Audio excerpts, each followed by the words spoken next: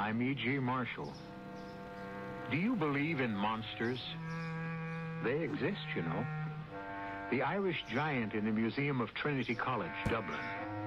Dwarfs, which are stronger and live longer and usually have strong passions and acute intellect. The fabulous monsters of Guyana near Lake Parima, sketched in 1663 by Joost Segerman in his collection of voyages. Those are just a few examples which will lend credence to the story we're about to hear. I saw it, Billy Lee. I saw it. I saw the thing. Now, take it easy. It was horrible.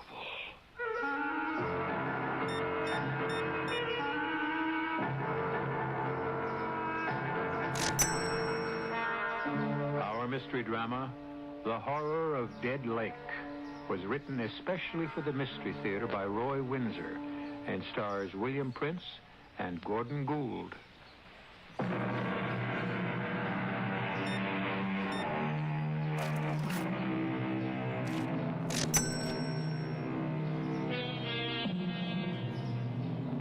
Since the earliest times, monstrosities have attracted attention and have engendered the cloying fear we experience in the presence of the unnatural.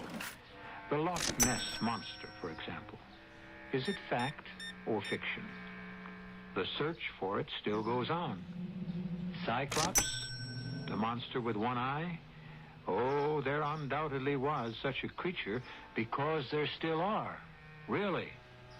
At a point where the nose sticks out from the forehead, there's a single orbital cavity with an eye in it. Well, in this tale, we encounter another deviate from nature when we discover the hideous thing that inhabits the dead lake. Claude? Yes? Was it all right? Not too grim? No, it was all right. I know how much you loved your father. Well, he lived a long life, and he didn't suffer. The lawyer went over things and assigned them to me. The savings, the old house, that kind of thing. It was sad, come to think of it. But it's over now. You know, Polly, there's something I never told you because I'd forgotten about it, and so had my dad, for that matter. Oh? A castle in Spain? A map where the treasure's buried? You know, you're not so far off at that. My dad left me 50 acres of land near a small town in Florida, Orisville. 50 acres? Mm-hmm. And with land down there selling for a fortune? Well, not this land. There's something funny about it. A long time ago, back in the early part of the 18th century, a certain Silas Baxter, an ancestor of mine, was, I kid you not, a pirate. Claude. He must have run a pretty good ship, because when he left the sea, he bought those 50 acres and built himself a castle. He called it the Captain's Doubloon. A castle? Oh, not a great big one, but big enough. The history of the Captain's Doubloon has been handed down from one Baxter to another, and was among my father's papers. I see. What I've been left is the Captain's Doubloon in a state of ruin, the acreage, and something named Dead Lake. Why? Because nothing lives in it. That's creepy. My father never had any interest in the property. I don't know if he ever saw it. But we do own a ruined castle and 50 acres of land. With a dead lake where nothing lives. That's right. Claude, we ought to sell it. I think so, too. You know, it's funny nobody has ever wanted to buy it. Maybe they did. But my father never said anything about it to me. Dead lake. Claude. Yeah? Let's go see it. You mean it? Sure. Florida's no big trip from Philadelphia. Can you get time off from your job? I think so. I could take off Friday, and we could have most of Friday and the weekend. I can't promise anything, Polly. The Captain's Doubloon is a ruin, and maybe the acreage is worthless. But what about Dead Lake? I'd like to know why it's dead. Wouldn't you? Yes. Tell you what I'll do. I'll telephone the lawyer who settled my father's estate. Maybe he can give me the name of someone to see when we reach Orisville. I don't think Orisville's much more than a widening in the road. I'm so excited. A deserted old castle, a dead lake. Makes chills run up and down my back.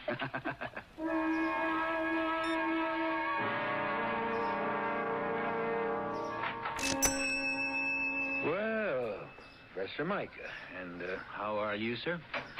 Quite well, I thank you. Here is my food list. Can you also obtain the chemicals I've written down here? Yes, sir. No problem. I'll have one of the boys drive over to Palatka. No, I've got to pay him, of course. I understand. I will give you these. I have before. Yes, sir, you sure have. Doubloons. My goodness, what pretty coins. Solid gold. You mind if I ask you something, Professor? I mean, Johnny Reed was in here yesterday, and he's scared white. A heifer of his wandered down to the shore of Dead Lake, and Johnny said some kind of thing. Grabbed it and dragged it under the water. Johnny said it bellowed something terrible. Did you hear it? You know anything about it? It is wise to stay away from the lake. I do not go near it. I remain in the castle and do my work. Well, maybe not for long, Professor. You've been squatting there so long, I guess you feel you own the place. But the real owner's coming to Orisville Friday afternoon, tomorrow. A fellow named Baxter.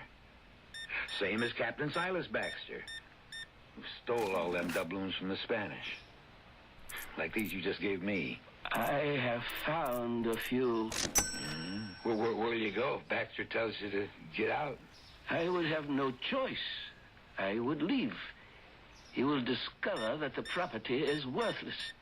When he goes home, I will return. Maybe. You got this idea of developing the land and selling it for home sites. You have tried to do that before, Mr. Billy Lee. I sure did. Those persons I drove over to look at the land never did find their child. Quicksand. Not according to the sheriff and his men. They scoured and dredged the lake. All they found was some of the child's clothes. Yes, regrettable. The lake is dangerous. Why? There are unknown things in nature. It is better to let them remain unknown. Now, I will return tonight for my supplies. Oh, hello there, Professor.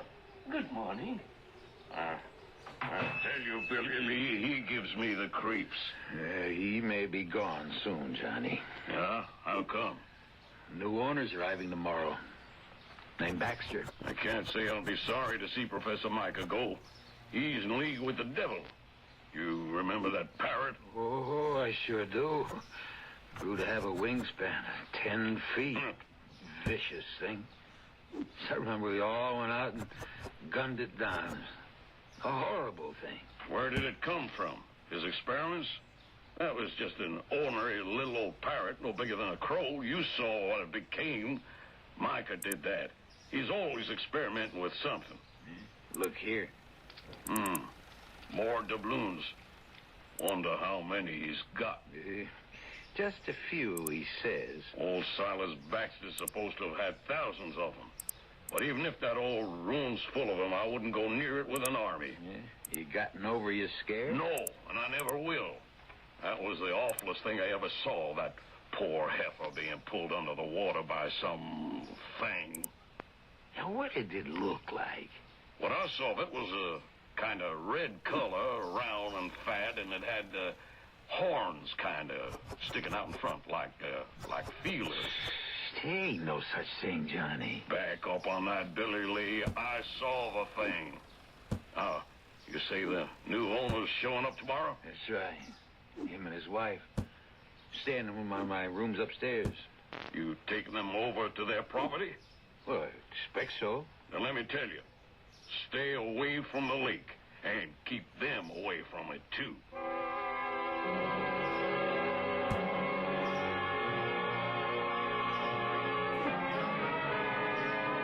The room's lovely, Mr. Harrison. Oh, Billy Lee. Oh, I'm pleased you like it, Mrs. Baxter. It's fine. I like your store, too. Oh, it ain't much. just a general store. Got just about everything in it that folks around here need. Well, it's very nice. Not bad for a one-horse town. Horseville isn't much, but those of us who've been here all our lives, we like it. If you want excitement, there's Palatka close by, and St. Augustine's only 40 miles away. Nice country. We landed at St. Augustine and drove down. I enjoyed it. There's lots of pine, isn't there? Oh, sure is. Paper pulp. It's big business down there. And cattle. He's a rancher now. Hi, Johnny. Oh, Meet Mr. and Mrs. Baxter. Hello. Johnny Reed. How do you Hello, do? Mr. Reed. How are you? Baxters. you really interested in the captain's doubloon, Mr. Baxter? Well, I don't know. It's my property. I might want to sell it off or interest some developer. I should think it'll be worth quite a fair amount of money. You look skeptical, Mr. Harrison. Why are you shaking your head? No, don't go scaring him, Johnny. That's just what I'm going to do. It's not fair to keep him ignorant. Is it Dead Lake? Now, how did you guess that, ma'am? Well, the name. There's something spooky about a lake that's dead. It's dead all right, except for one thing. There's something in it. Something I saw with my own eyes, and it's really something terrible. Oh, come on, Mr. Reed. I don't blame you, Mr. Baxter, for looking at me as if I'm escaped from the mental home. But a few evenings ago, one of my herd, a nice little heifer, went to the edge of the water of Dead Lake, and some awful thing grabbed it and dragged it under. A thing? What's a thing? Nobody knows, Mr. Baxter, but Johnny saw something. And strange things have happened down there before. Oh, and another thing, Mr. Baxter. For over 30 years, a squatter's been living in the ruins of the castle. A man named Micah. He was a professor. I'll tell you about him when we drive out. Spoke to him yesterday morning and said he'd probably have to clear out. He agreed, but you'll meet him. A professor? And he's a squatter? What does he do? You'll excuse me for saying it, Miss Baxter, but I think he consorts with the devil. Oh, that's a little hard to believe in this day, Mr. Harrison. He's some kind of scientist, always sending for chemicals to Palatka to St. Augustine. He's, now what did he call himself? An something or other. Embryologist? What's that, Claude? It's a branch of science concerned with the formation and development of the embryo. Teratology is the study of deviations from the normal. By golly, that explains the parrot with the 10-foot wingspread. What? It's the truth. I can swear to that, Mr. Baxter. Half the village went gunning for it. We shot it down. Oh, it's not possible. Yeah, neither is that thing that lives in Dead Lake.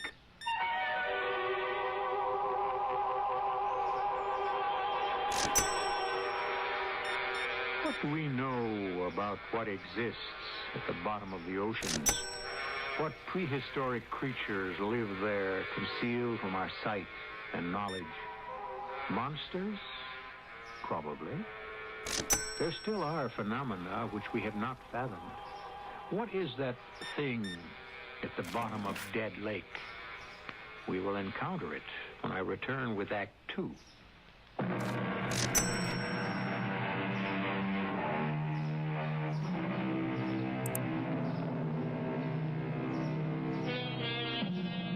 The subject is monsters. We seldom think about them, if we ever do, but there are monsters all the same. They are, in fact, studied in zoology under a special branch named tetralogy, concerned with deviations from the normal in the embryo. When deviations occur, the result can be a monster. Primitive man believed that a monster was the result of a woman's pact with Satan. Nonsense, of course. But the fact of the monster remains. What beautiful little birds you are. Which one of you will it be today? I have grown attached to all of you, but it must eat. An immutable law of nature. One feeds upon another, and that is how I learn. And that is what I live for, to learn. The great plant must live, and it is a carnivore.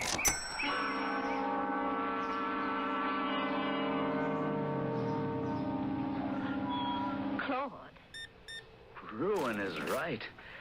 The captain's doubloon isn't a castle, it's a heap of rubble.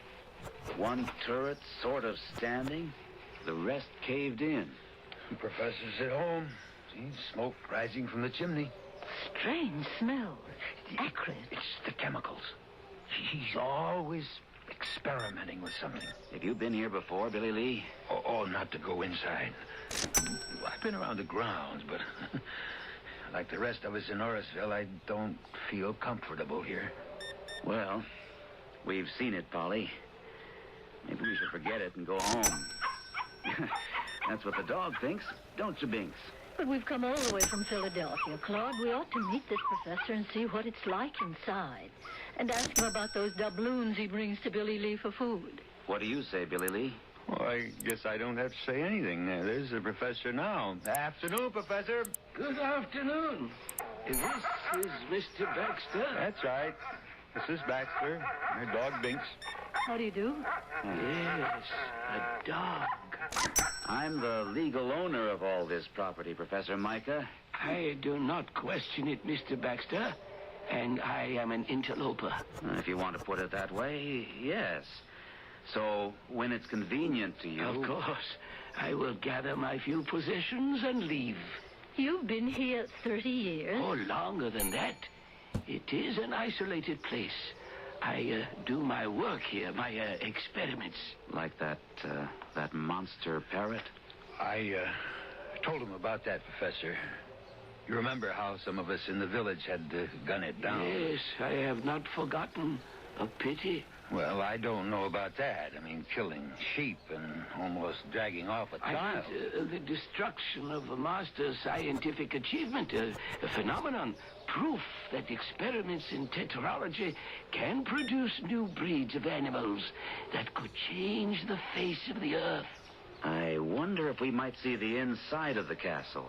You are the owner. Well, I don't want to inconvenience you. It is no inconvenience, but I caution you, do not wander away alone. I have experiments in many stages of development. Some of them are dangerous.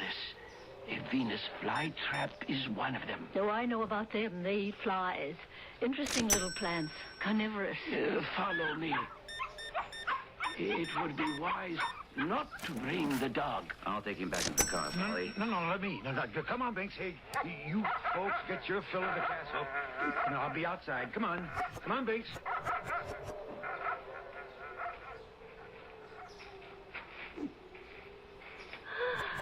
Oh, my goodness. What's that thing, Claude? Well, it looks like a huge sunflower plant. And look at those pouches at the end of its leaves. They're bigger than a pelican's pouch. Much bigger and much more dangerous. It is a Venus flytrap. It can't be. They're small. But by controlling its growth from a seedling, I have created a new species. It is very powerful. Look, Polly. It's leaning toward me. And it's opening up. Claude. Do not approach it, Mr. Baxter. If it should seize your Oh, arm... that's horrible. Claude, stay back. Well, that's the first thing that will go. I'll take an axe to it. Let's get out of here, Claude. You live here, Professor? Yes, in the ruined tower. This is my plant room. Is there a basement? Yes, but except for me, the dungeon is unsafe. You've got more things like this down there? My experiments are varied.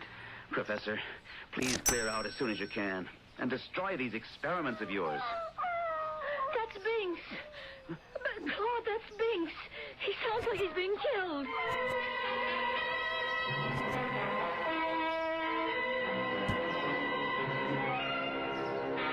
Mrs. Baxter, all right? Yes, Billy Lee. Thank you. Glad you're still open. What happened? I can see by your face. Their dog. What? It wasn't anyone's fault, Billy Lee. Binks slipped his collar. No. And ran loose. Yeah, down the dead lake. I ran after him, but not in time. I saw it myself this time, Johnny. It rose up out of the water, a round, huge, slimy thing, and dragged the dog into the lake. What is it? What is the thing? I never saw anything like it in my life.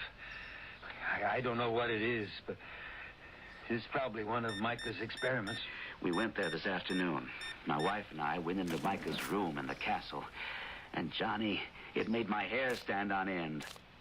Binks, that's our dog, whined and wouldn't go with us. Billy Lee said he'd wait outside with the dog. I was taking him back to the car.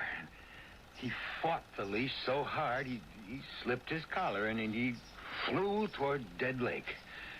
Ran after him, but by the time I got within 50 yards of the shore, something had caught the dog and was dragging him under. If I was you, Claude, I'd cut my losses and forget the place. No, sir.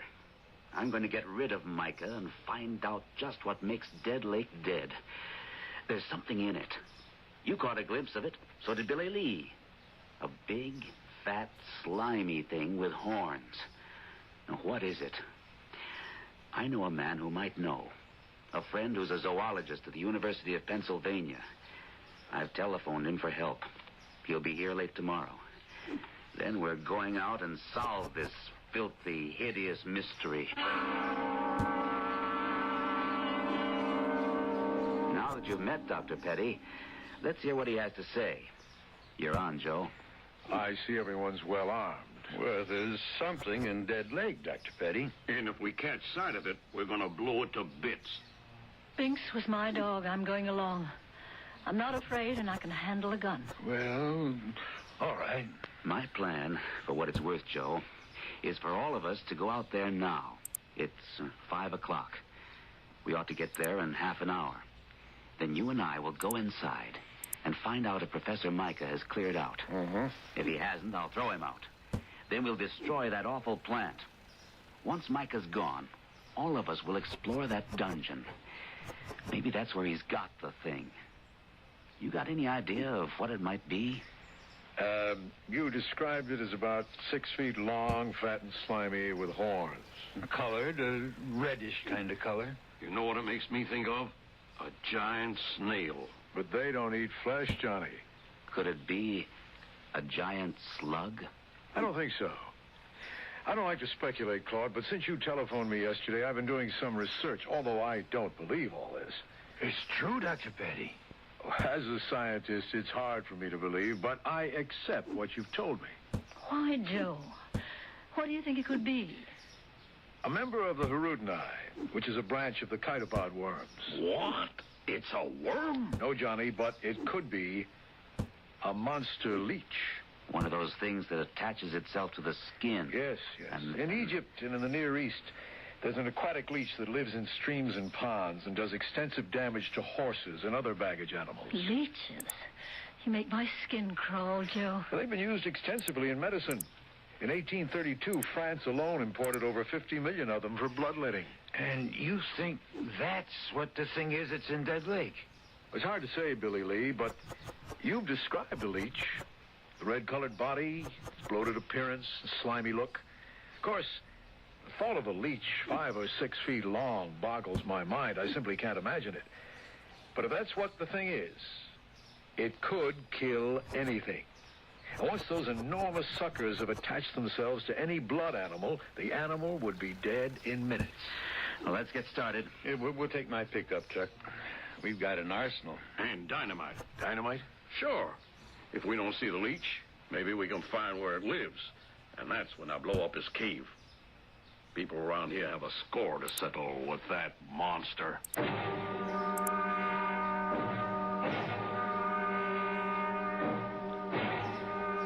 I told you to get out, Professor Micah. So you did, and I will leave now. I have not had time to... Out. You have a rifle and a shotgun. Why? We think there's a monster leech in Dead Lake, and we intend to destroy it. Fantastic. I want you out of here. I have packed what I can carry. The rest I leave to you in the name of science. Get out, Professor. That marvelous Venus flytrap. I never saw anything like it, Claude. Look at those traps, undulating and stretching toward us. He said it's powerful. That's the first thing we take care of. You have the shotgun, Joe. Look at it. Inching toward us. I'll release the birds. They're what he fed to the plant. Look at them go. Joe, call the others. We'll try the dungeon. Now, come with me. We don't want to be separated. You've got a point. What a devil's hole this is, Joe. Let's get the others. Glad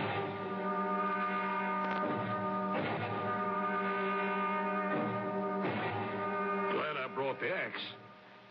Did you see that thing try to wind itself around me? Some kind of vine? Strong as wire. It's just awful down here. What's that over there, Claude? Shine your light. A huge door. Hinged with a drop lock. Do you think... Don't open it, Claude. Shh, listen. Mister, what's that? Sounds like something breathing underwater. Wet, bubbly kind of breathing. There's one way to stop that. No, Claude, don't shoot. I've got a better idea. There is something behind that door. If it's the thing, the giant leech, you won't kill it with one shot. Oh, what's your idea, Dr. Petty? Well, that door must open into a tunnel, and the tunnel probably leads to the lake. Now, if we can trace the tunnel from above, on the ground, and see where it leads to, Johnny here can dynamite the entrance and block the thing in. That's when we'll have it trapped, and that's when we'll kill it. Good idea. Everyone stick together, and we'll go back upstairs and out. Oh, I never want to see this place again. You'll be all right, Polly, when we get out into the air. Come on. Walk between Joe and me.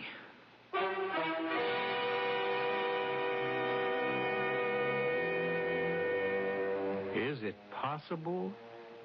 In nature, most things are. And nature, with a prod from an experimental scientist, has created a monster. A giant, predatory, hideous monster leech. I'll be back shortly with Act 3.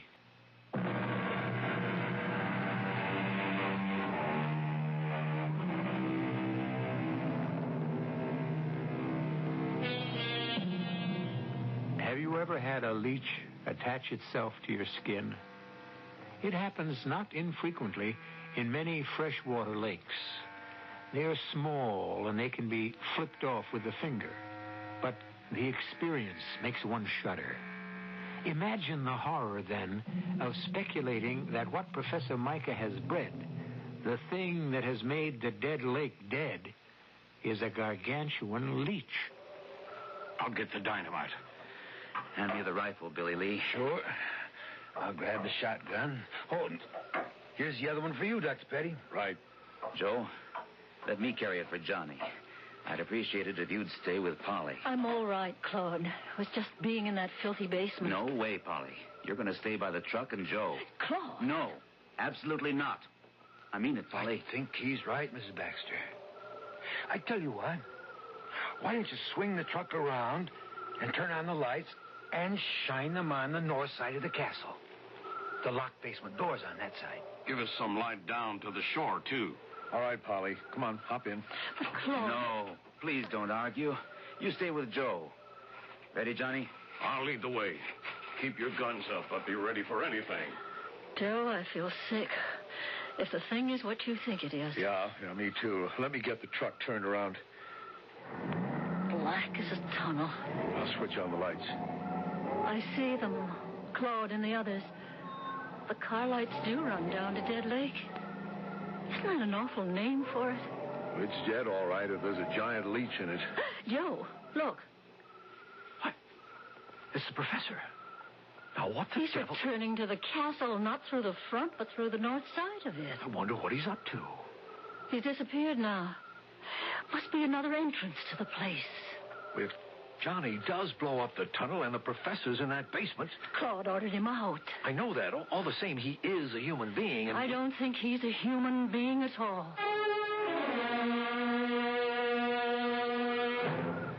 Shine your big torch over the lake, Johnny. Shore cuts through the blackness all the way to the other side. Johnny, look. Something's moving just under the surface of the water. It's moving to the other side. Follow it with the torch. Look at it. Just a little of its back is out of the water, like a whale. Keep following it. I can hit it from here. No, Claude, no. Let it go. When it returns from the other side of the lake. Oh, no. That's a small deer over there. See? The thing is coming out of the water. We'll fire a shot, Claude. It scared the deer. Look at that thing. It's half out of the water. The deer got away. Johnny, follow where the thing swims. It's coming toward this side of the lake, a few 100 feet north of us. Come on. No, hold it. If it does have a cave or a tunnel to a cave, we don't want to scare it off. Just watch it. It didn't surface. And it's disappeared. Now, let's move.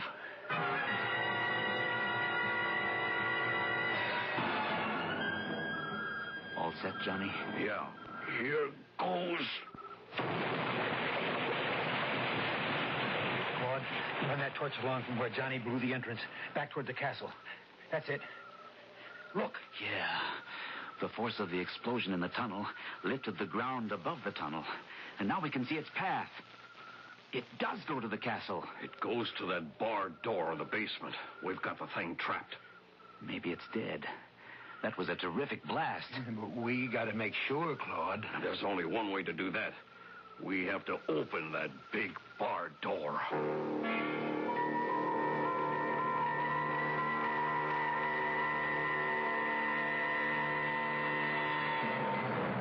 Now what, Joe? I don't know. There was a big charge of dynamite. They must have found the tunnel. What about the thing? It's dead, probably. Just the force of the detonation could kill it, but I don't know. Look, they're coming back.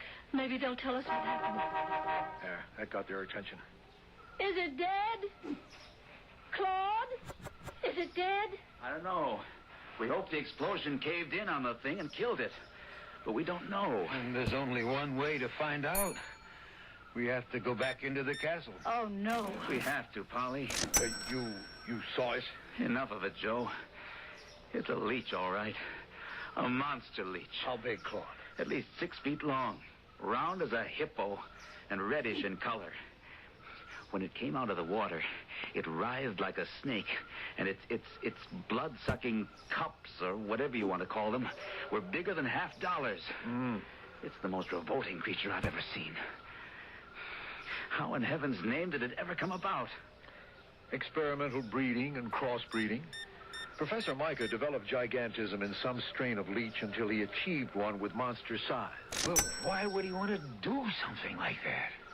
All scientists, Billy Lee, are fascinated by the subject of life.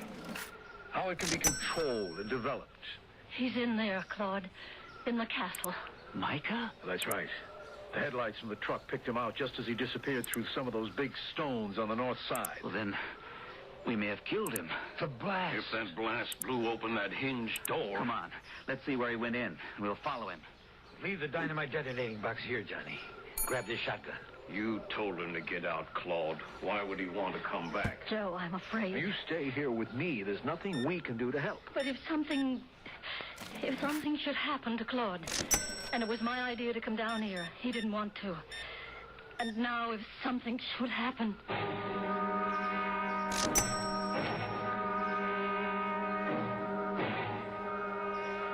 That could be it. See where I'm shining the torch? Yeah, could be. Just about wide enough for a man to squeeze through. All right. Follow me. Hold it, Claude. You bring up the rear. Now, wait a minute. I'm not going to have you risk your lives any more than you already have. Billy and me have the shotguns.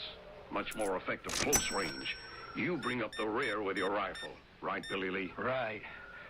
I don't know what to expect, but whatever we find, it's bound to be close range. Let's go, Johnny. This place is a house of horrors. Ought to be burned to the ground. It will be, once we know that the monster leech is dead. It's Micah from that big room in the dungeon. Have your gun cocked, Johnny, and go slow. Look. Oh, good Lord. The leech. It's all over him. Move back, Johnny. Micah's dead. The leech is all over him. Shoot, Johnny.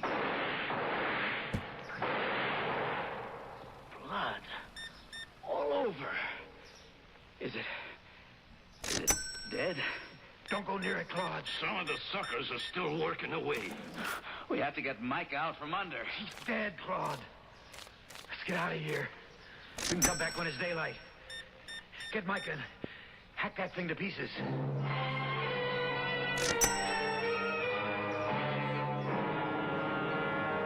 Joe, I can't stand it. You just have to, Polly. We're not leaving this truck. But those gunshots, what have they run into? I can't guess.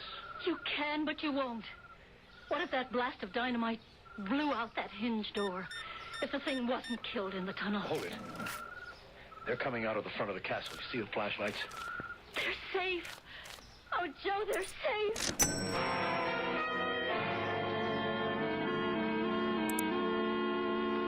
Are you all right, Polly? Still feel a little faint. When you saw Claude safe returning to the truck, you passed out. I remember. Joe was right. Professor Micah had developed a giant leech. It lived in a tunnel which ran from the shore of Dead Lake up to a cave near the castle. When Johnny set off that blast of dynamite, the tremendous repercussion broke the hinges of the door into the cave, and the leech got out. Micah was there in the room. He was probably stunned by the blast. And that's when the leech grabbed him. There was nothing we could do to save him. Must have been awful. It was a nightmare, Polly. We're returning there in the morning. So am I. Polly. No, Claude. I got us into this, and I'm going to see what's in that room.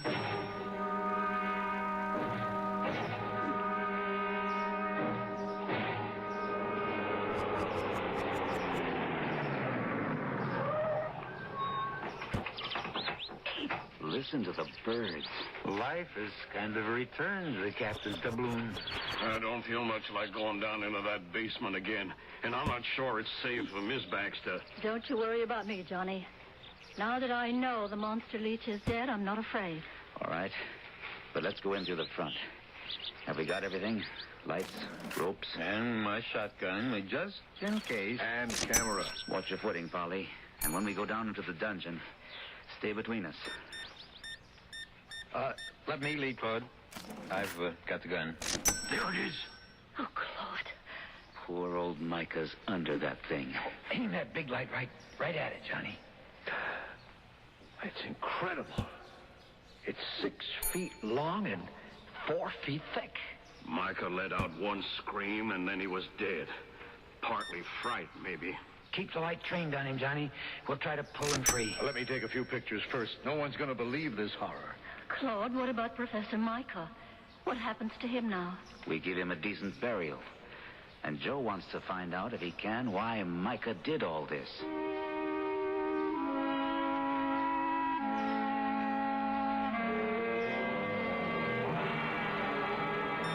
Billy and I searched the castle. In the one tower, still partly standing, Micah had a room and his books and a small laboratory. Yeah, there were a lot of papers and chemicals. But the real discovery was this diary. It goes back 40 years, back to 1931, in fact. Under an October date. Listen to what Micah wrote. Today, I was discharged as an assistant professor of zoology because I was consulted by a friend whose son was certain to die from acute nephritis. I urged the man's doctor to attempt a transplant. The doctor was repelled by my suggestion. I explained that in zoology, I had conducted many experiments in which I have saved small animals with various organ defects. My suggestion was rejected, and so was I. I have left. I intend to continue my experiments somehow, somewhere, south probably, where at least I will have the climate in my favor. And one day, I am convinced the name of Micah will be honored for his proof that life can be prolonged and improved. There it is. And a lot more. Poor man.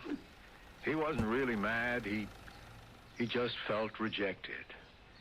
And because of his bitterness, his experiments became grotesque. Through that huge parrot, for example, he intended to prove to skeptics that man's magic, science, could reshape mankind and his environment. He was an intellect, and far ahead of the time in which he lived. And the giant leech? Like the parrot, another proof of what Micah maintained. Control of life. And both got out of hand. I'm going to publish Micah's papers, Claude.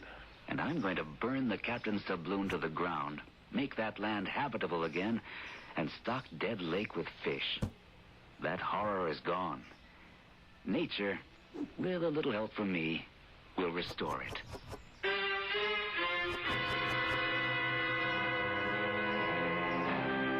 Nightmares are made of such stuff as a dream about a monster leech, because the word makes the skin crawl. And when in sleep a fiend or incubus oppresses you, wake up. It will go away. But was it real or just a nightmare? I'll be back in a moment.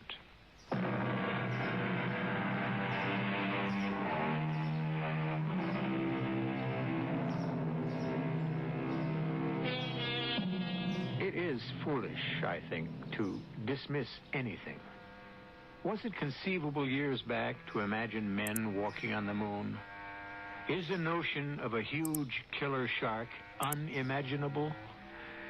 We know a great deal about Earth, something about the universe, but isn't anything, or almost anything, conceivable? Monsters are, and our story's giant leech was one of them.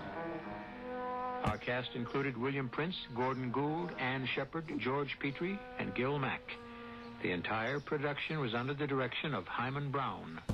This is E.G. Marshall inviting you to return to our Mystery Theater for another adventure in the macabre. Until next time, pleasant dreams.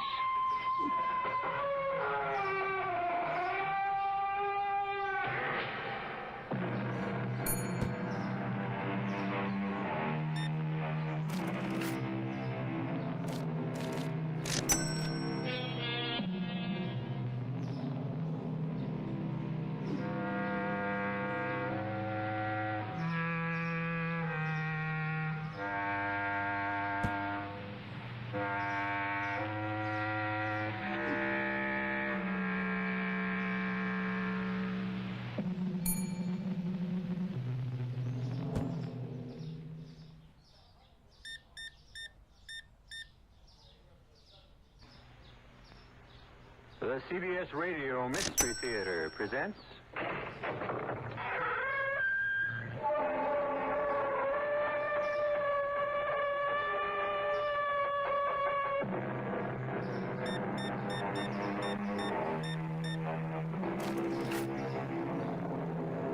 Come in. Welcome. I'm E.G. Marshall. Some people call our kind of entertainment escape fiction. Well, that word has never been more appropriately used than to describe the story you're about to hear. It's about a man with a most unusual profession. A man who makes his livelihood by making escapes. But now, the great Ferlini is going to cap his exciting career with the greatest escape of all, even if it turns out to be the last escape.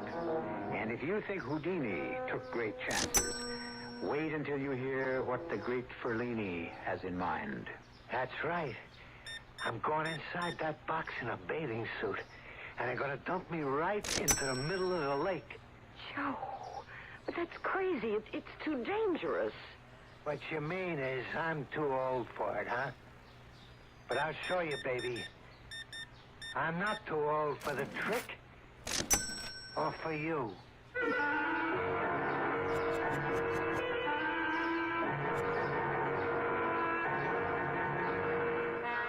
Our mystery drama, The Last Escape, was written especially for the Mystery Theater by Henry Slessor and stars Joan Lovejoy and Robert Dryden.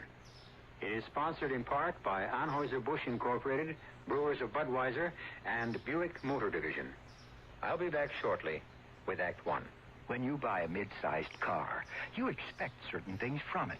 Mainly, a reasonable combination of comfort and economy. Well, friend, Buick has a mid-size to meet your expectations. The 1975 Century Regal. It's a joy to look at, a joy to ride in, and Buick's new V6 engine makes it a joy to drive, especially past gas stations. Buick Century Regal, dedicated to the free spirit in just about everyone. Sure, I've heard that phrase, give to the college of your choice. Good idea. And I know all colleges need more money, what with inflation and all. It's just that since I graduated, I've been so busy, not just with my career, but with the community affairs, too, I haven't found the time to reevaluate. Take the time now and give more to the college of your choice. Now. A public service message of this station and the Advertising Council. Kitchen appliances are power tools, too, just as much as drills and jigsaws. Hi, Frank Lieber here to tell you True Value hardware stores have that kind of power tool, too. Kitchen appliances that help cooks create. A West Bend party percolator, for instance. It makes a lot of coffee, 20 cups, and then keeps it hot. If you ever had to make coffee for 10 with a 9-cup percolator, you know the advantage of that. It has a durable polypropylene body and a two-way spigot, just $9.99. And there's a Toastmaster broiler oven, one that cleans itself as it cooks. In one position, it broils and grills. Flip it over, and it bakes and roasts. It's just $32.88 at True Value hardware stores. And there's a Hamilton Beach 14-speed blender. It comes with 2 special plastic containers. You can blend food in them, then store them away in the refrigerator. Just $19.88. Kitchen appliances are power tools, too. Just a few of the values at participating True Value hardware stores.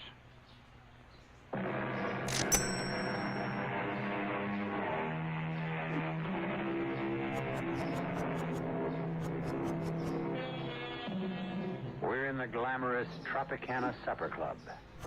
The music is playing, the palm trees are swaying, but unfortunately, the music is being produced by a sleazy 3-piece band, the palm trees are papier-mâché, and the Tropicana isn't in the tropics.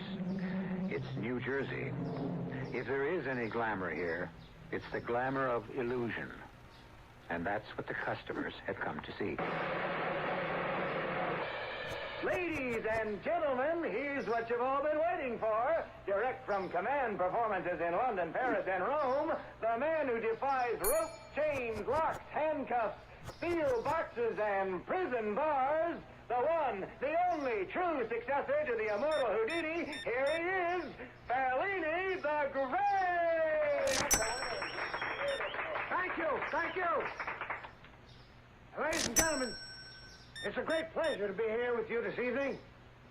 You know, some people have asked me why I do these things. Why I continue to risk injury and even death in order to demonstrate my ability to escape from any bonds devised by mortal man. But let me tell you the reason. It's because of a deep, abiding love of liberty, to demonstrate the indefatigable spirit of man in his quest for personal freedom. A freedom which each one of us enjoys in this wonderful country of ours. And now, I'd like to introduce you to a lovely young lady who is going to assist me in my demonstration this evening. Here she is, Miss Wanda Wilson.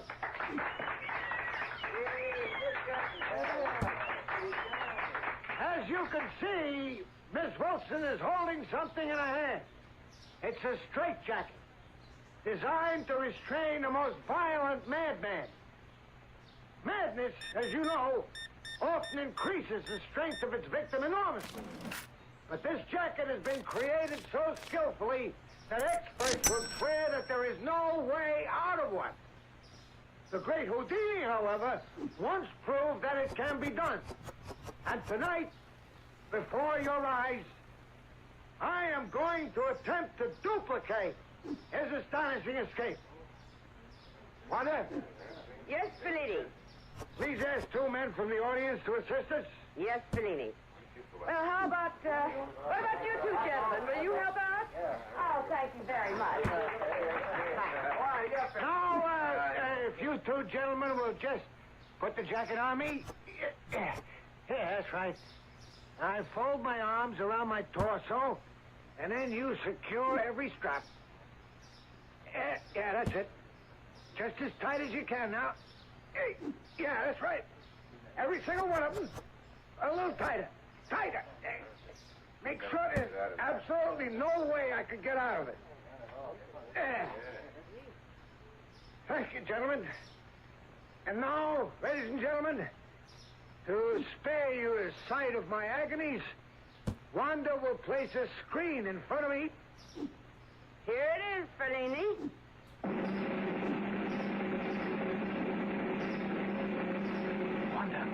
Wanda, can you come here a minute? No, Tommy, not now. The actor's I've got to talk to you. Can you meet me later? I don't know. Please. I'll try. That's all I can say.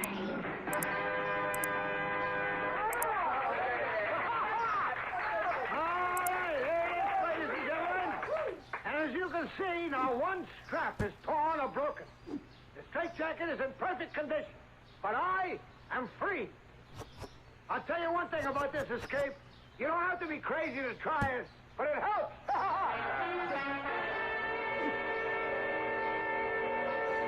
Wanda, I'm over here. Tommy, I can't talk too long.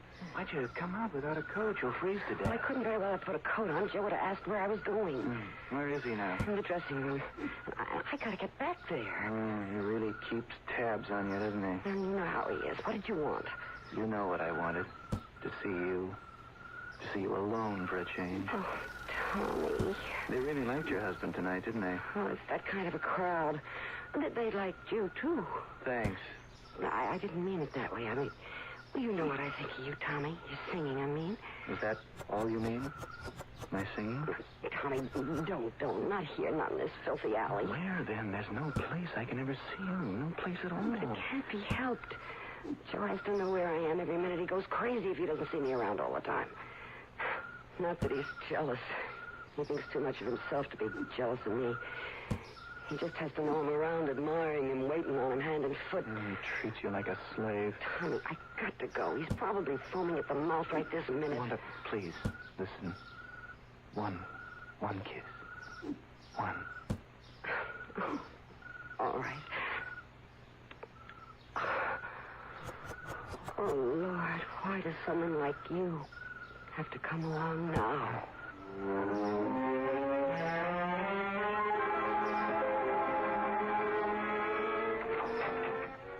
Hey, where were you? I told you I went to get some cigarettes from the machine. You shouldn't smoke. I never smoked in my life. You think I could have lungs like mine if I smoked? I got the lungs of a 20-year-old, you know that? Yeah, I know. Boy, I really felt good out there tonight.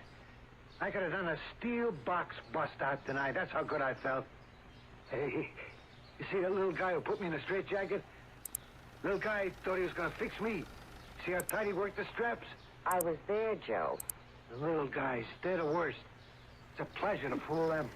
Joe, what do you say? Are you just going to keep staring into that mirror all night? I like what I see. Don't you like what I see? I never knew anyone who liked to look at himself the way you do. 49 years old. Nobody would ever take me for 49. What do you say? You're a Greek god, Joe. And speaking of Greeks, we're invited out to dinner tonight. Roscoe is buying. Roscoe, he spoils my appetite. You hear him talk, the escape business is dead. He should have seen that crowd tonight, that's all I say. He's no different. Well, he booked you into this job, didn't he? He ought to know if it's dead or not. Only thing wrong with the escape business is it don't get enough publicity. That's the only thing. All right, Joe. Everything comes back. Old movies come back, old songs, even old clothes. Only you gotta make a splash. And I mean a splash. Joe, you're not going to start that again, are you? Start what? With Roscoe. You're not going to start talking about that water business again, are you? I'm sick of that subject. You're getting old, Wanda. That's your trouble. The water trick is the best idea I had in years. Don't talk to me about age. You're no chicken, Joe, and don't forget it. An escape like that could be too much for you to handle. So I'm no chicken, huh? Listen, sugar.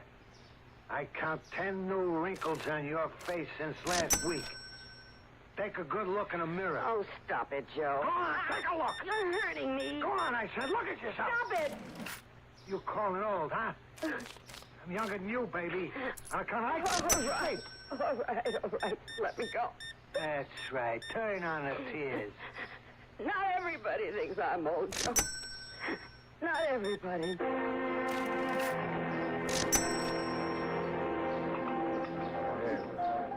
Yeah, you should have seen me tonight, Phil. I was the best. That crowd really ate it up. Didn't they want to? Yeah, it was a good crowd for that crummy joint. Don't knock crummy joints, not if they pay off every Friday. Listen, after tonight, I wouldn't be surprised if they booked me for another month. I'd be surprised. You close next week. What? I told you it was a 3-week engagement, Joe. Yeah, but you said... I mean, maybe it would go longer. Well, that's as far as it goes. Okay. Okay, we'll find someplace else, right? Someplace better than that crummy Tropicana. Sure. I'm telling you, Phil, the escape business is coming back. And when it does, I'm going to be right on top. You're practically the only one left. All I need is one good break, one good publicity stunt. Uh-oh, here it comes. Starting with that water trick again? Yeah, that's right. Thought you were going to stop bothering me about that. I don't stop bothering you until we do it. Look, Joe, you know as well as me that times are different. 20, 30 years ago, a good press agent could ballyhoo an escape artist right onto the front pages. Only Houdini's been dead a long time. Sure, Houdini's dead. But I'm alive. Me, Joe Fellini. It's one thing about you, Joe. You never had any trouble with false modesty. Listen, what could Houdini do that I can't? I work with the ropes, the chains, irons. I can get out of boxes, bags, hampers, chests. I can do all the handcuff routines. Nobody does a faster straitjacket than me. Besides, you know that Houdini used a lot of phony trick stuff. And I suppose you don't? Sure, sometimes. I got my skeleton keys, my phony bolts, and all that other junk. You know me, Phil. I do my best tricks with muscle and brains, right? Sure. You're the greatest, Joe. Yeah, I keep in shape. Ask Wanda here. 1 hour a day with the barbells. Yeah, I still got a terrific chest expansion. I can do this water trick, Phil. It'll be great. You know something, Wanda? Maybe the only way to stop your husband from talking about this is to let him do it. Oh, Phil, no. All right, Joe, how do you plan to work the act? I really do it up good, Phil. First, I'll let him handcuff me. I mean, genuine cuffs. All checked out by the chief of police or somebody like that. Now, what makes you think I can line up the chief of police? Then after I'm handcuffed, a rope around my body around 50 feet. Then they put me in a burlap sack and tie it up good. Then they put the whole works into a steamer trunk and dump me right in the middle of the lake. How's that sound? Like sudden death. Don't worry about it. 2 minutes after that trunk goes into the water, out I come. Then all I gotta do is swim. And how do you plan to do it? Oh, I ain't giving away no trade secrets, Phil. All I can say is I got a new gimmick that'll make him more sensational than even the water trick Houdini did. Phil, you can't let him go through with this. It's a trick for a young man. I can do it, I said. Just tell me when we start, Phil. I'll tell you when, Joe. As soon as you can prove to me that you can swim.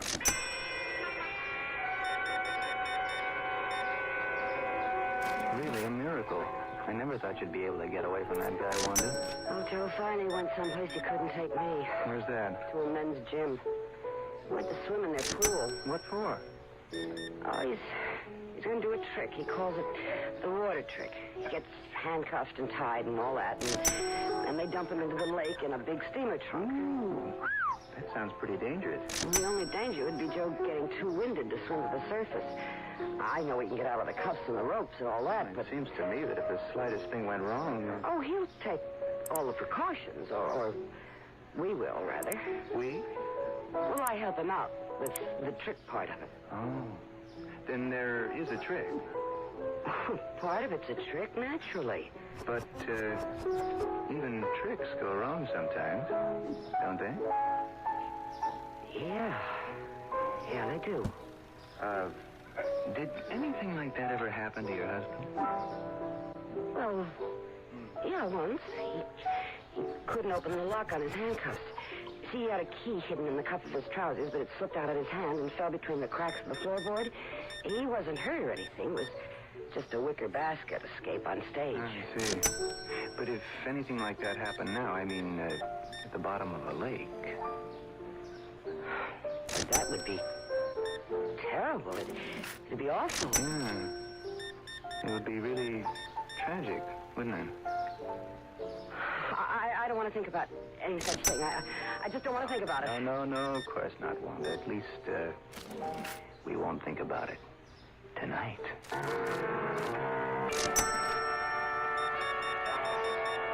Well, unless I heard wrong, it sounds to me that I've just heard a conversation about murder.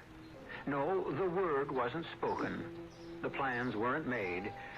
But it wasn't difficult to hear between the lines. Will Mrs. Joe Ferlini really spoil the grandiose plans of Ferlini the Great? We'll find out when we return shortly with Act Two.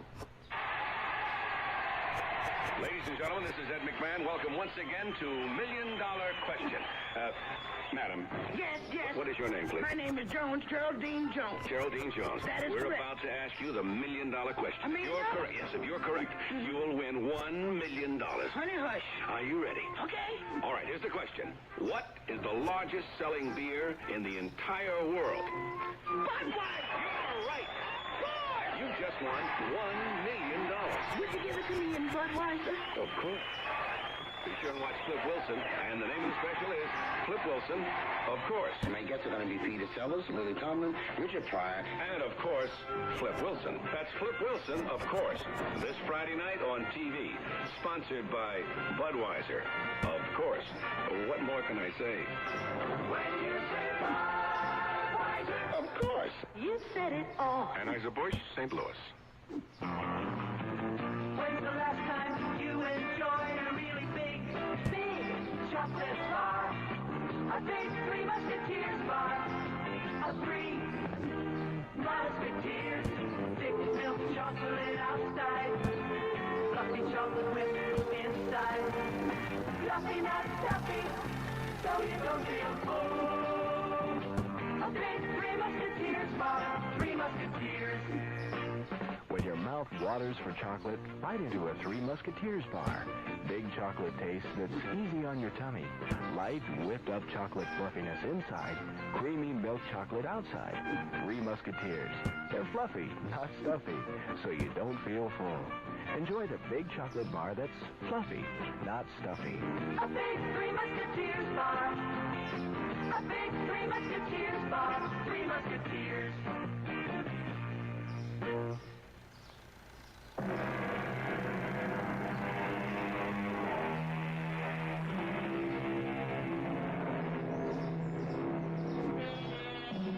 The engagement is over for Ferlini the Great at the Tropicana Supper Club.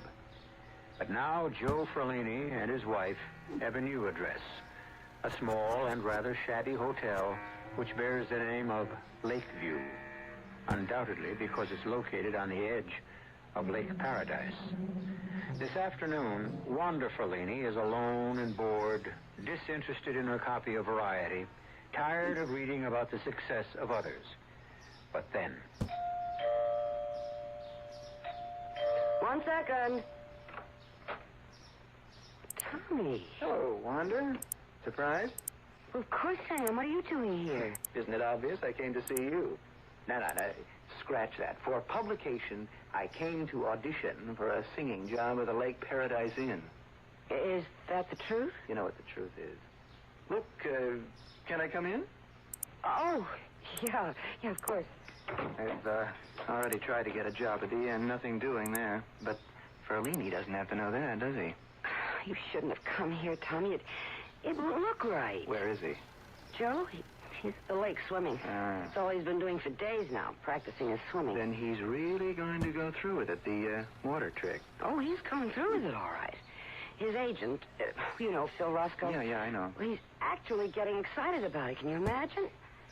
He's been doing a terrific job of lining up publicity. Publicity won't help Ferlini, Wanda. You know it won't. He's old hat. That escape stuff died when Houdini did. You never know, Tommy. I mean, he's actually gotten the local chief of police to cooperate. He's going to make sure that the handcuffs are absolutely genuine. But your husband can still get out of them, right? Well, yeah, he always does. How? Tommy, I told you I didn't want to talk about that anymore. I don't like what you were... Well, you know what I mean. You don't like what I'm implying, right? No, I can't blame it on you. I'm the one who did all the implying. I'm the one who said that if one little thing goes wrong, Joe's a dead man. He'll drown. One little thing. We've got to stop this. Good Lord, we can't talk about murder like it's something casual. Murder? Isn't that what we decided? Just because something goes wrong with the act, that isn't murder. We're not going to be arrested for it. Please, Tommy, I'm trying to forget what we said. Did you forget saying that you love me? No. No, I didn't forget that. Is it still true? Oh, you know it is. Wanda. Tommy, don't. What if he walked in? Then you know who'll get murdered. You and me, both of us. How's he been treating you? Worse than ever? Every day it's worse. All he thinks about is the act, night and day. Escape, escape, escape. Oh, sometimes I think I'll go crazy, Tommy. I mean it. Easy, easy. He wakes up in the middle of the night, throws off the covers, and takes a bow. Wanda, what's this? What? These handcuffs. Are these the ones he uses in his act? Well, those are the new cuffs. The ones he plans to use for the water trick? Yeah, that's right. They look real, all right. They are real. Oh, they're not trick handcuffs? No. This police chief who's going to inspect them, he's an expert in this kind of thing. Oh, he'd spot a trick cuff in 2 seconds. But Ferlini still gets out of them. Well, he has to. Or he can't get out of the ropes, or the sack, and then the steamer trunk. Okay. Then tell me how he does it. You must know, Wanda. Yeah, I know. Well, then show me. Okay. Hey, what are you doing? Putting the cuffs on you. I'm no escape artist. I'll show you how to be one, Tommy.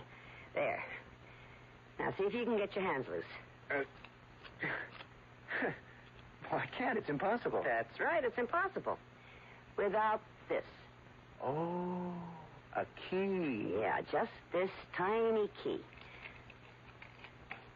That's all it takes. Just turn the key, and it's open.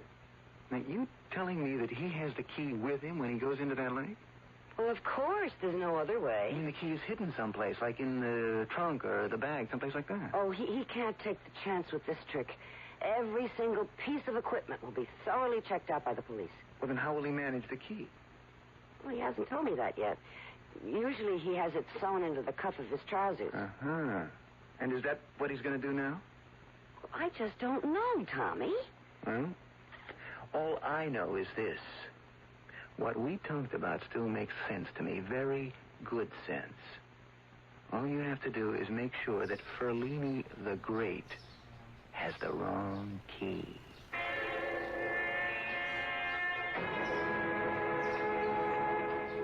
Look at that story, Bill. Just look at it.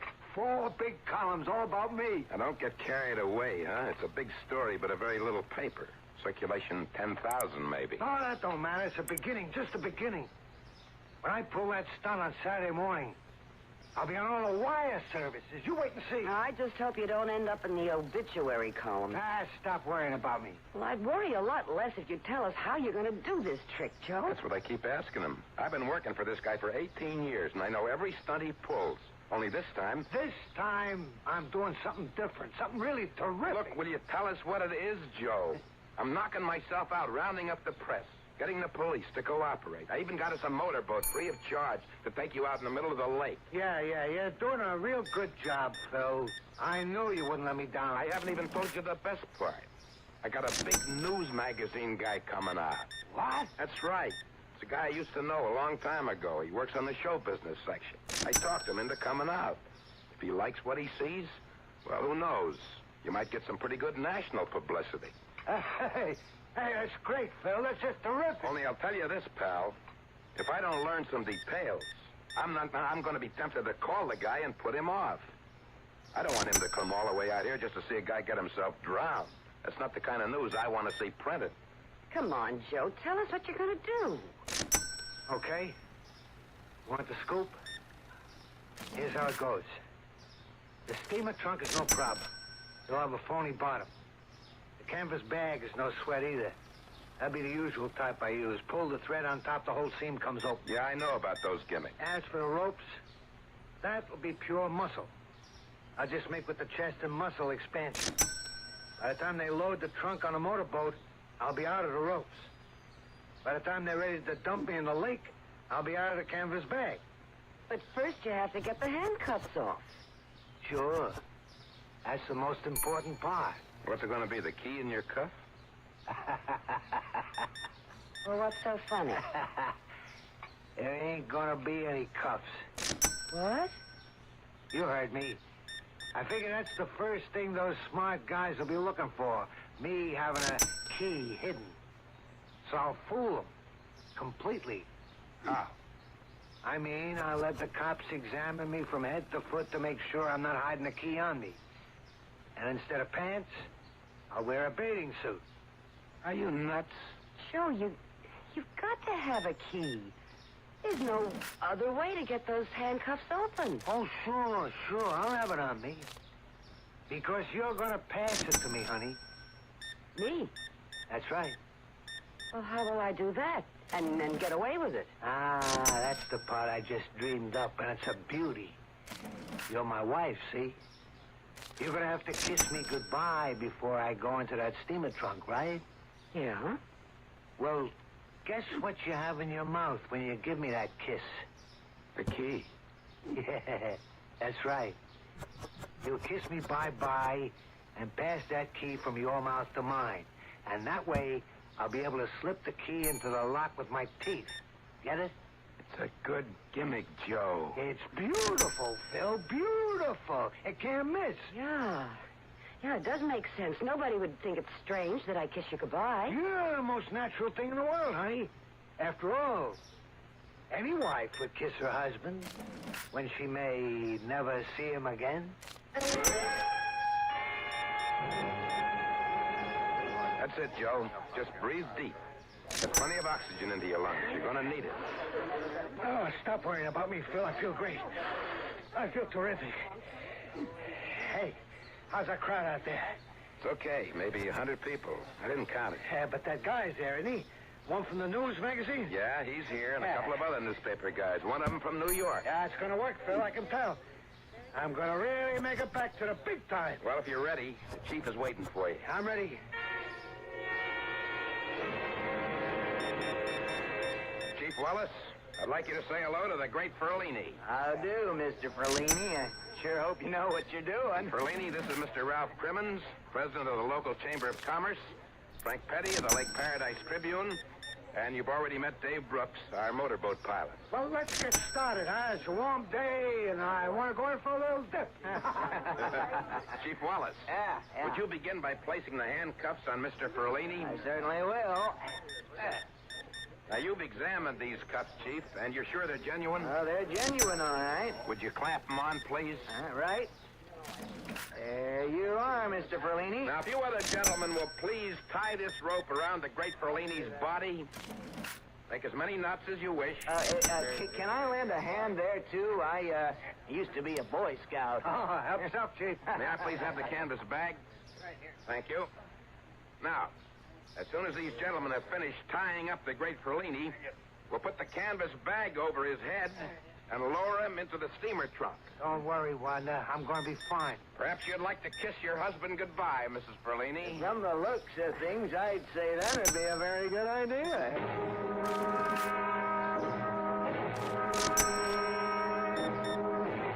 Ladies and gentlemen, the motorboat has stopped in the middle of the lake. Now, please watch carefully. Now the trunk has been brought to the end of the boat. Chief Wallace and Dave Brooks, our pilot, are carefully lowering it over the side. There it goes, into the water. The steamer truck has gone straight to the bottom of the lake like a stone. The great Ferlini is inside, in the greatest life and death struggle of his career. Can he work his way free of those steel manacles? Can he escape from 50 yards of rope bound tightly around his body? Can he get out of the canvas sack that covers him from head to foot? Can he break through the solid locks of that trunk and manage to reach the surface on time? Wanda. Tommy, you shouldn't have come here. I just thought it would have been better. It's 15 seconds now. 15 long seconds for the great Ferlini. Wanda, what? Is everything all right? Please, don't talk to me now, Tommy. Not now. I'm sorry.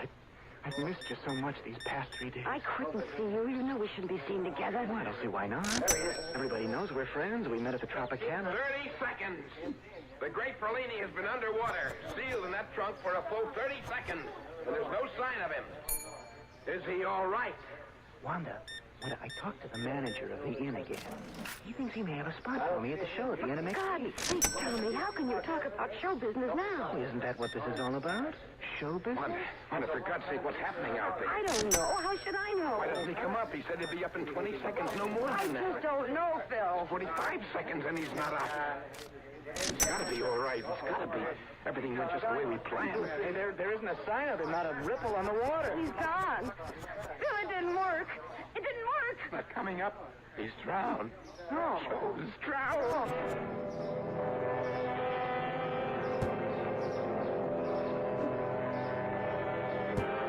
Well, it looks as if the trick has failed. Or perhaps you could say that the trick has been too successful. The one played on Ferlini the Great by his not-so-loving wife. Now, the question remains, will the crime go unpunished? Or does fate have at least one more trick up its sleeve? We'll find out shortly when we return with Act 3. There's a fresh new spirit sweeping the land. A free spirit that demands good products. Products that satisfy your sense of good taste and desire for economy. But above all, products that perform. Buick has been touched by this spirit. And this year, our crisply designed, solidly built Buicks will bring joy even to the most demanding of free spirits. The 1975 Buicks, dedicated to the free spirit in just about everyone. Stanley Myron Handleton. Did you know you can have a college grad's career without 4 years of college? All you need is a year or two of technical education to work in fields like engineering, health service, automotive design, and forestry. The facts are in a free booklet called 25 Technical Careers in 2 years or less. Just right. Careers, Washington, D.C. 20202. A public service message of this station and the Advertising Council. If you want to buy a new home today, your problem isn't the cost of materials. It's the cost of money. High interest rates.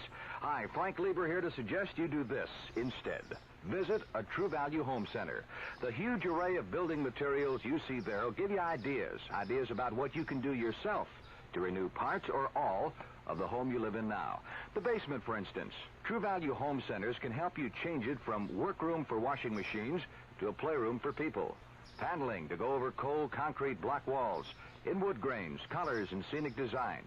Install it yourself. And hardwood parquet flooring to go over the old linoleum. Install it just like tile.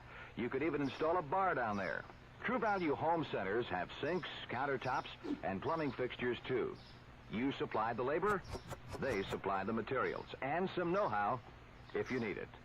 Come see what you can do with the home you live in now at your nearby True Value Home Center.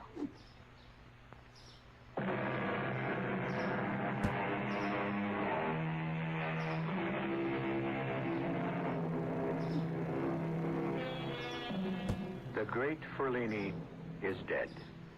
His waterlogged body, still loosely bound in rope, still encased in a canvas bag, which became his shroud, still in a steamer trunk, which became his coffin, has been removed from Lake Paradise.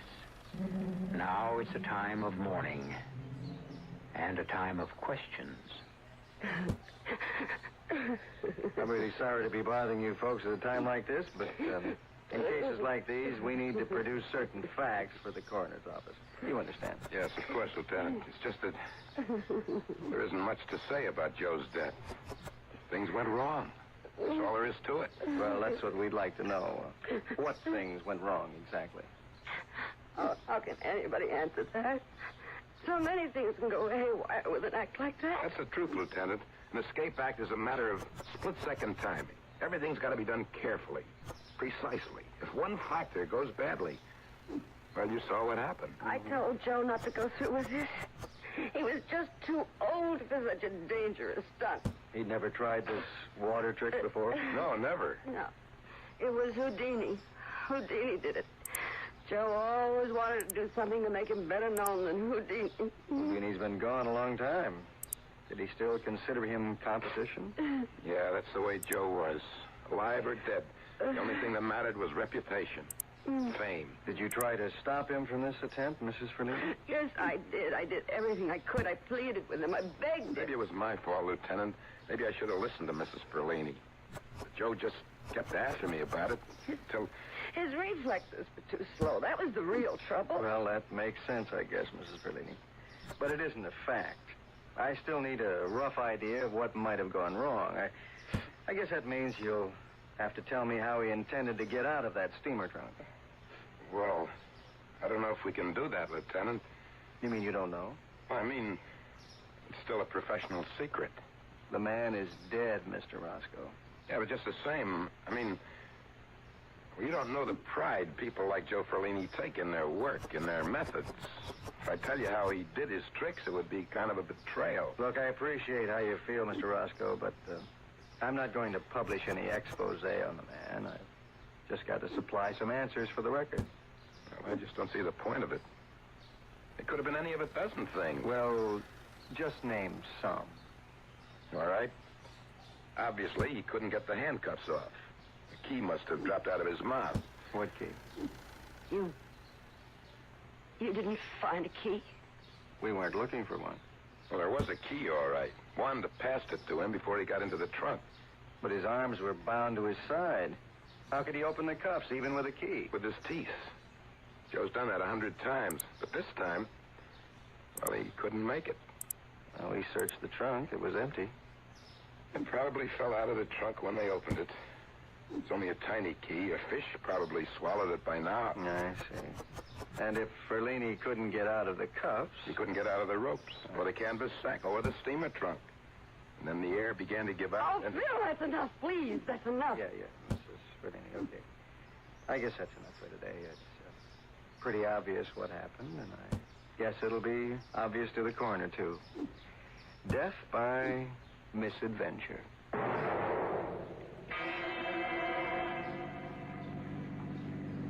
Death by misadventure. Now, that's what I'd call a perfect description. Well, how can you sound so happy about it?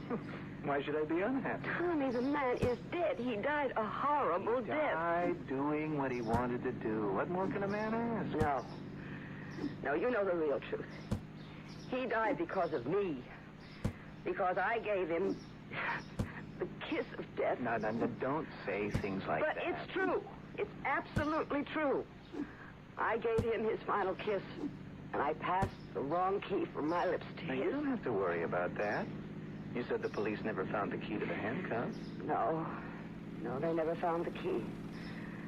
They can't trace his death to me. Well, then you're safe. Safe? Is that what you call it?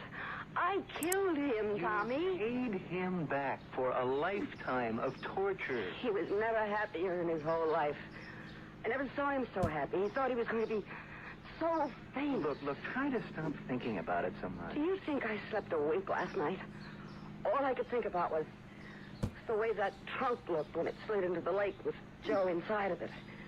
And the way we waited and waited. Wanda, and then the trunk coming up all wet and slimy and Joe still inside. Oh, my God, Tommy, I never had a nightmare that bad in my life. And it was all true. Well, there's something else that's true. Joe Ferlini is being buried this morning.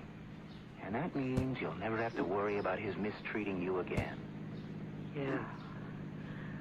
I won't have to worry about living with Joe anymore. Now I'll have to worry about living with myself. You don't have to live by yourself. You've got me now, Wanda. Please, Tommy, not now. I can't listen to such talk now. Not on the way to the funeral.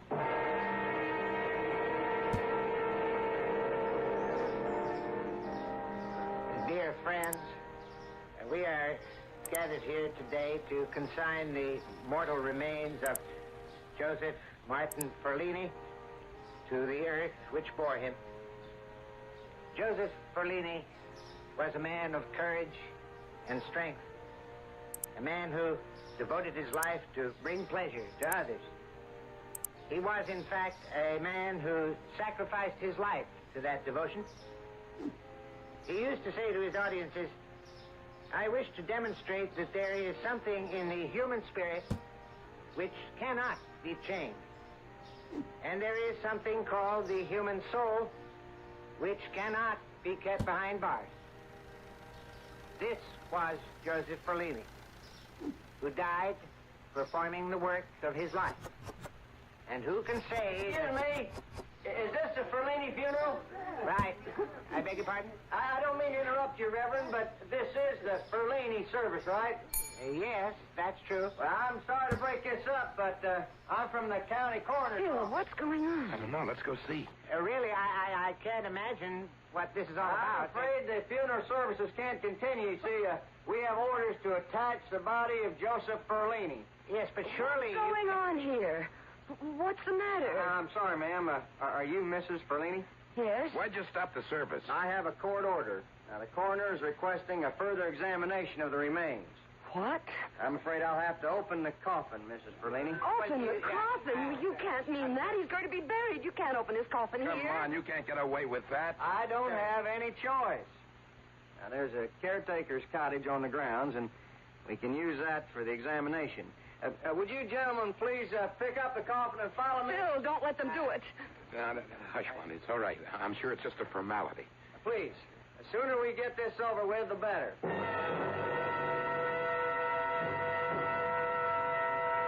All right, now. Please stand back while I open the coffin. Oh, my God, I don't want to look. Don't let it bother you, Wanda. You saw Joe when he was in the funeral parlor. He'll look just the same now. Would you give me a hand with this lid? Yeah, sure. Whoa, Whoa. It's empty. Dear Lord in heaven. What did you say? Don't look, Wanda. But he's gone. Well, how could he get out of his own coffin? Gone? Did you say Joe is gone? He's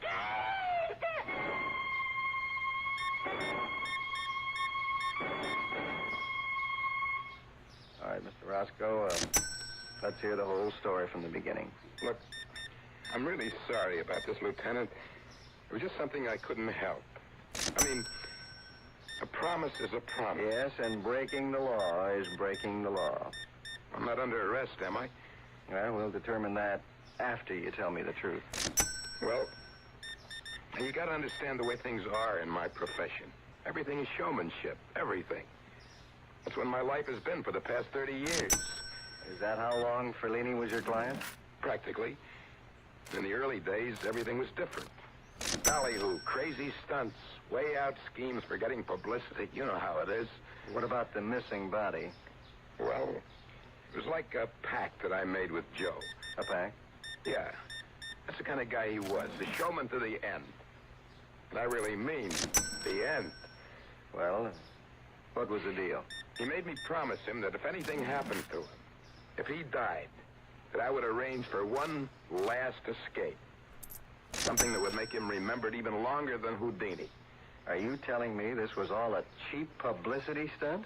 No, it was a trick, Lieutenant. That's the word for it. I slipped the undertaker $100, and he arranged to have Ferlini buried someplace secretly. Then he put an empty coffin in the hearse with some slates in the bottom to give it weight. For love of Pete. Man from the coroner's office, he was a phony, too. It was an actor I hired so we could open the coffin right on the spot. You see what I mean? Showmanship. Yes, I see what you mean, all right. But I suppose you know what the effect of your showmanship has been. What do you mean? I'm talking about Mrs. Ferlini. Yeah, I feel rotten about that. But I couldn't tell her in advance, Lieutenant. Joe made me swear not to tell anyone. He wanted the mystery to last forever and ever. The last escape of Ferlini the Great. But considering what happened to Mrs. Ferlini, you had to tell the truth. Yeah, I had to. Tell me, how is she, Lieutenant? Where have you got her now? As a matter of fact, she's right next door. How's she doing? Look for yourself. Oh, my God. Wanda. Wanda. She's completely out of her head, Mr. Roscoe. And she isn't the escape artist her husband was. She can't get out of that straitjacket.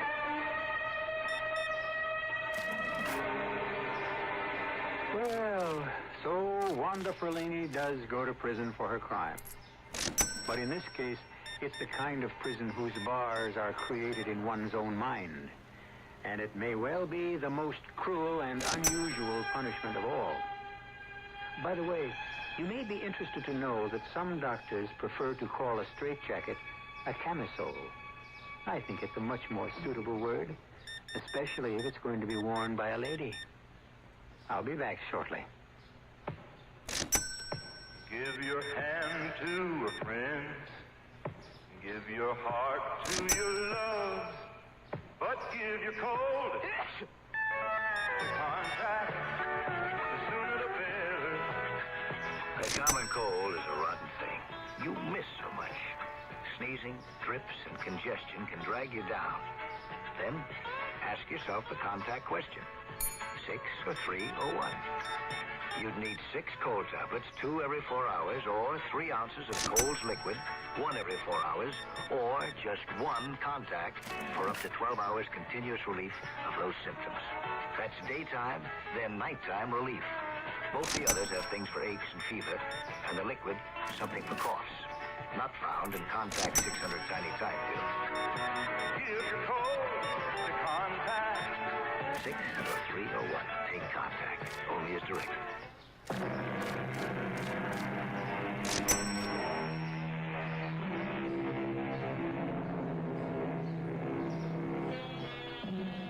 It's really a pity that the days of Houdini and his like seem to be gone. However, we think Joe Ferlini was right. Everything does come back. And we can probably look forward to seeing a whole new generation of escape artists, magicians, and illusionists. In fact, you're enjoying one of the greatest illusionists of all time right this minute. It's called radio. Our cast included Robert Dryden, Joan Lovejoy, Joseph Julian, Russell Horton, and Bob Caliban. The entire production was under the direction of Hyman Brown. Now, a preview of our next tale. You mean she felt that guilty about what had happened? Guilty enough to seek punishment for herself. And she did. She punished herself by losing the use of her legs. And so your treatment was able to cure her? Yes, I'm happy to say. It couldn't cure me. See, I didn't lose the use of my hands for any kind of reason like that. I mean, it's just some sort of nerve damage. Well, if that's the diagnosis of your physician, then it's purely physical and incurable. Oh, but I didn't say that. See, I mean, my doctor has never used the word incurable. I have been hoping for years that it would just heal itself. I can't go on living like this. I want my hands back. Oh, dear God, I want my hands. Radio Mystery Theater was sponsored in part by Contact, the 12-hour cold capsule. This is E.G. Marshall inviting you to return to our Mystery Theater for another adventure in the macabre. Until next time, pleasant dreams.